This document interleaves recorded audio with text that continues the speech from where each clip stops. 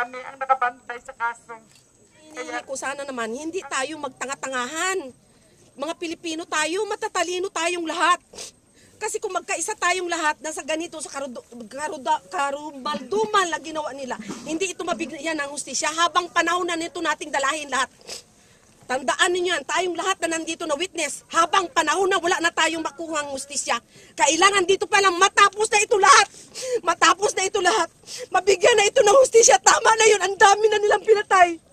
Ang dami na, tama na yun. Tama na yung maraming taong nasaktan. Yung mga pamilya na iwan ng biktima.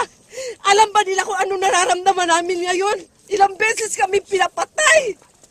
Lahat ng dapat managot. Managot yan.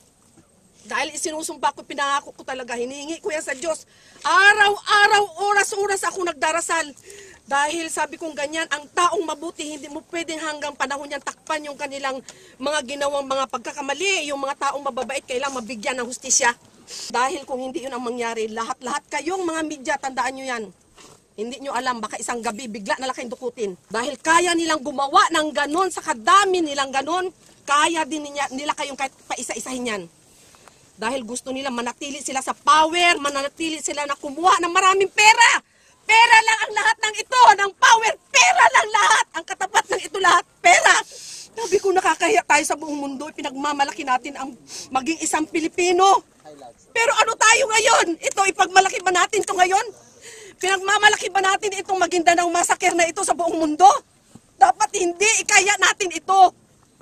Kaya hinihiling ko sana, ang bawat isa sa atin, sana kahit ang gobyerno man lang, hindi pumanig sa lintik na ganyan na klaseng mga tao. Hindi na sila gumawa ng kung ano-anong mga istorya, ng mga lintik na istorya para matabunan ito. Wag! Wag natin itong tigilan.